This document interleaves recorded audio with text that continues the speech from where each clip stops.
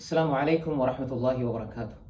அல்லாஹுடைய தூதர் ஸல்லல்லாஹு அலைஹி வஸல்லம் அவர்கள் சொன்னார்கள், யார் ஒரு மனிதன் தூங்கிக் கொண்டிருந்து திடீரென்று விழித்தால், இரவில் நம்ம தூங்கிட்டு இருப்போம், தூங்கிட்டு இருக்கிற பொழுது எங்களுக்கு முழிப்பு வரும். அப்படி விழிப்பு வார நேரம் ரசூல் ஸல்லல்லாஹு அலைஹி வஸல்லம் ஒரு துவாவை சொல்லி தந்தாங்க. அந்த துவாவை யார் ஓதிவிட்டு என்ன தேவை கேட்டாலும், அவர் என்ன அல்லா இடத்துல கேட்டாலும் நிச்சயமாக அந்த துவா ஏற்றுக்கொள்ளப்படும் என்று சொன்னாங்க ஸல்லல்லாஹு அலைஹி வஸல்லம். அப்ப நாங்க இரவில் திடீர்னு எங்களுக்கு முழிப்பு வரும். இப்ப என்ன செய்யறது? இந்த துவா ஓதுவோம். என்ன துவா? லா இலாஹ இல்லல்லாஹ் வஹ்தஹு லா ஷரீக லஹ் லஹுல் முல்கு வ லஹுல் ஹம்து வஹுவ அலா குல்லி ஷைஇன் கதீர்.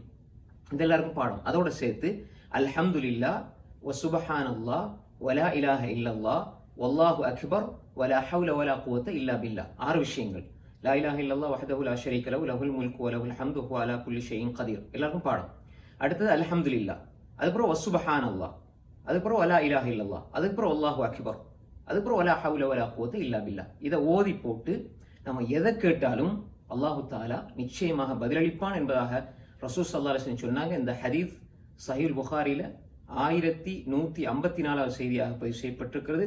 உபாத் இப்னு ஸாமித் ரலியல்லாஹு அன்ஹு அவர்கள் ரிவாயத் செய்கிறார்கள். எனவே அன்புக்குரிய சகோதரர்களே, இரவில் எங்களுக்கு விழிப்பு வர நேரம், அந்த விழிப்பை கூட நாம் இந்த துவா ஓதி பயன்படுத்தி அல்லாஹ் இடத்தில் எங்களுடைய தேவைகளை முறையிட்டு கேட்டு நாங்கள் பெற்றுக்கொள்வோம். அஸ்ஸலாமு அலைக்கும் வரஹ்மத்துல்லாஹி வபரகாத்துஹு.